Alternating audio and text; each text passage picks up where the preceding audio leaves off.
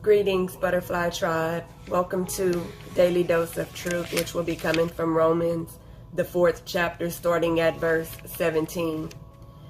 It is written, "As it has been written, I have made you a father of many nations, in the presence of him whom he believed, even the Most High, who gives life to the dead, and calls that which does not exist as existing, who against all expectation did believe in expectation, so that he should become father of many nations, according to what was said, so shall your seed be. And not having grown weak in belief, he did not consider his own body already dead, being about 100 years old, and the deadness of Sarah's womb. He did not hesitate about the promise of the Most High through unbelief, but was strengthened in belief, giving esteem to the Most High, and being completely persuaded that what he had promised, he was also able to do. Therefore also it was reckoned to him for righteousness."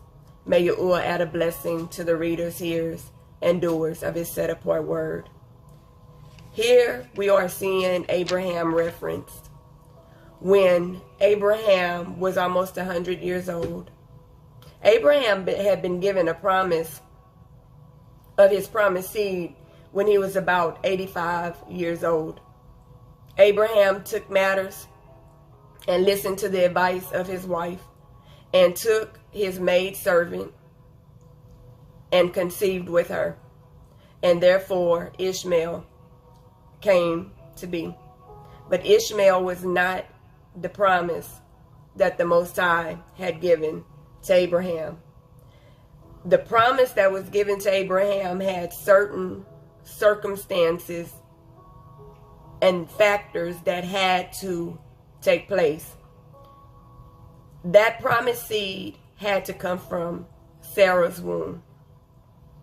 Both of them were old in age. Sarah was barren. She had never conceived a child in her life.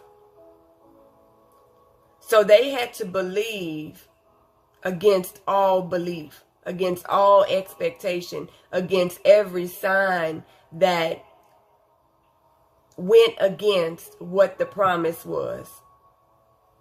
All the naysayers, all the doubters, Abraham had to stand firm on what was being told to him. You don't have a child, but you're going to be the father of many nations. And Abraham said, "How, when I don't even have a son? I don't have children." And the Most High told him to look up into the sky, and his seed would outnumber the stars in the sky and the sand on the seashore. Solomon, you will be a father of many nations, so shall be your seed. And once the Most High told him that, Abraham believed. It says that he did not hesitate about the promise of the Most High through unbelief, but was strengthened in belief, giving esteem to the Most High. So he trusted in the Most High enough that if you said it, I believe it. I'll stand firm on that. And being completely persuaded that what he had promised, he was able to do.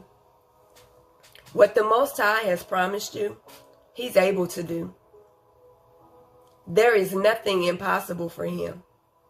And I know you're sitting and you're thinking about the promise of your life, and you're looking at all the circumstances around you, and you're looking at all the evidence that proves opposite. You're listening to the doubters. You even have doubt in yourself. But use Abraham as an example and stand firm on your belief that that which he promised you, he is able to do.